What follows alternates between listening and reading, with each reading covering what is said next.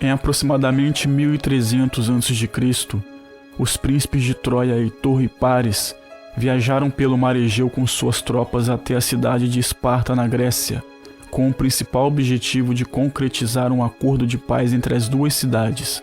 Os troianos foram bem recebidos. Heitor se concentrou principalmente em assuntos diplomáticos, enquanto Paris se impressionava com a beleza da princesa Helena, considerada em seu tempo a mulher mais bela do mundo e esposa do rei Menelau.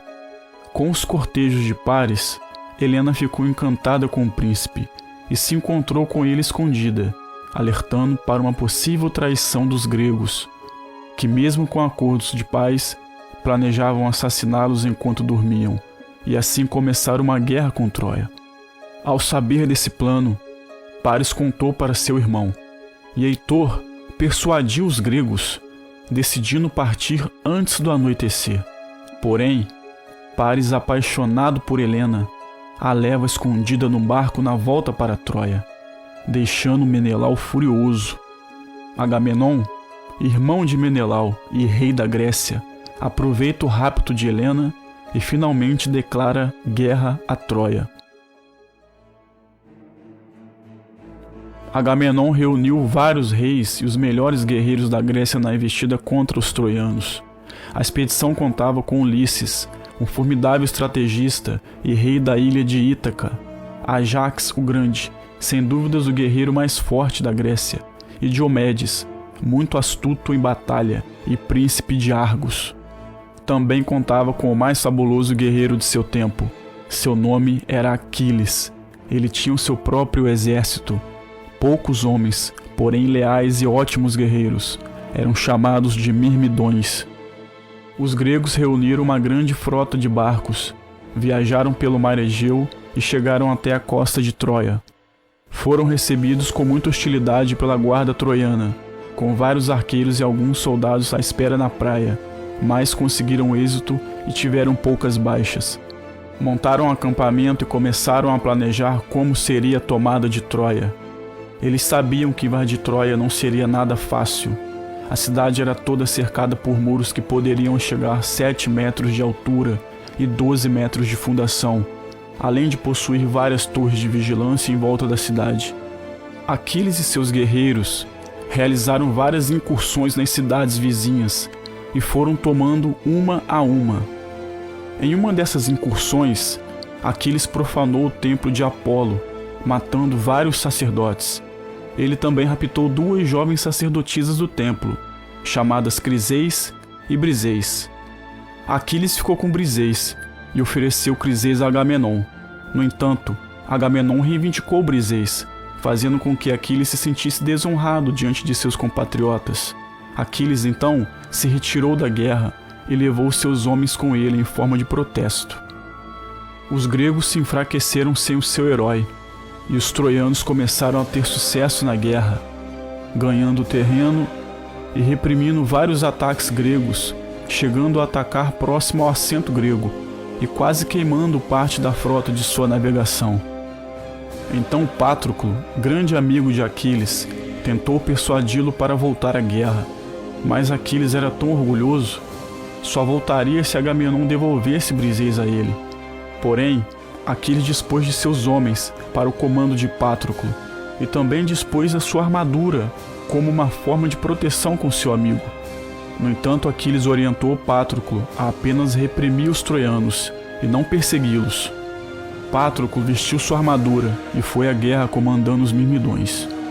No começo, Patroclo lutou com bravura e excelência, reprimindo os troianos. Todos temeram, pensaram que era Aquiles por trás da armadura, mas o jovem guerreiro desobedeceu seu líder e perseguiu os troianos. No calor da batalha, se encontrou frente a frente com Heitor. Patroclo queria se provar como um guerreiro vencedor, mas Heitor era o melhor guerreiro de Troia e facilmente derrotou seu oponente. Heitor cortou a garganta de Patroclo, fazendo com que os gregos se impressionassem e recuassem para seu assento. Após descobrir a tragédia, Aquiles ficou desolado e nesse momento ele decidiu voltar à guerra para vingar o seu amigo. Segundo a mitologia grega, Hefesto, o deus da metalurgia, foi quem construiu a nova armadura de Aquiles, com vários detalhes em ouro e prata e um escudo brilhante. Aquiles então foi à caça de Heitor. No caminho ceifou a vida de muitos soldados troianos, até que Heitor decidisse o enfrentar fora das muralhas de Troia. Heitor então aceitou duelar com Aquiles. Os dois eram extremamente habilidosos. Heitor, o domador de cavalos, era forte e corajoso. Aquiles, o quebra-homens, era veloz e extremamente inteligente em batalha. Foi uma luta extremamente intensa.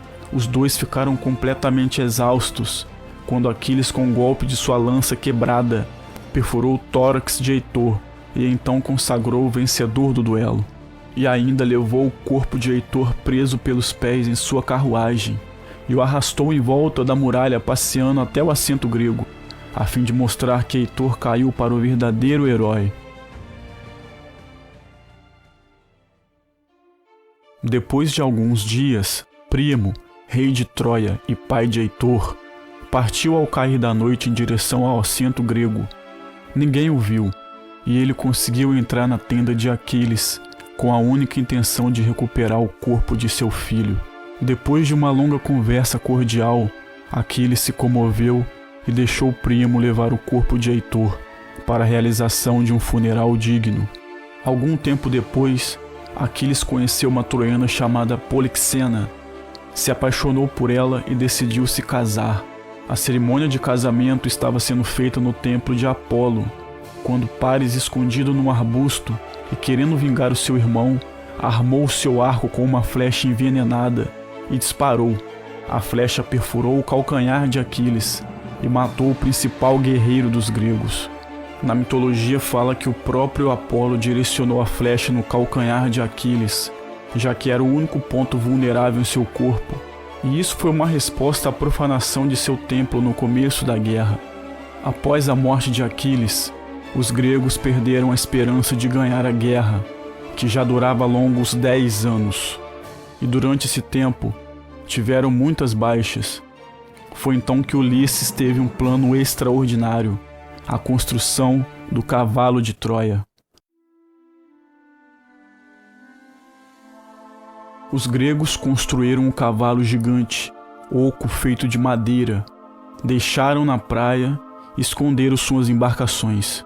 Os troianos pensaram que não haviam mais gregos em seu território, não haviam mais barcos e a praia estava vazia. A única coisa que encontraram foi um enorme cavalo de madeira e um soldado grego perdido. Então, os troianos perguntaram ao soldado grego por qual razão esse cavalo estava na praia. Em troca de sua resposta, preservariam sua vida. O soldado falou que o cavalo era uma oferenda para a deusa Atena e tinha de ser grande, para os troianos não conseguir levá-lo para dentro da cidade, pois se levassem, o triunfo estaria com Troia. Então, o rei Príamo, entusiasmado, decidiu levar o cavalo para dentro das muralhas, convencido de que era um presente dos deuses. O cavalo de madeira ficou no centro da cidade, onde houve festas e celebrações em comemoração à vitória sobre os gregos. Ao anoitecer, quando não havia mais ninguém acordado, de forma surpreendente, Ulisses e mais alguns homens saíram de dentro do cavalo de forma sutil, mataram os guardas e abriram os portões para os soldados gregos invadirem Troia. Os gregos invadiram a cidade, mataram todos os soldados troianos e a maioria dos civis homens, incendiaram todas as casas, inclusive o palácio real. O rei Príamo, velho e sem forças, foi morto por um soldado com um golpe de espada em seu peito. Paris foi atingido por uma flecha e acabou morrendo também. O rei Menelau conseguiu recuperar Helena e a cidade, sem mais resistência, cai em meio ao fogo e os gregos se consagram vitoriosos.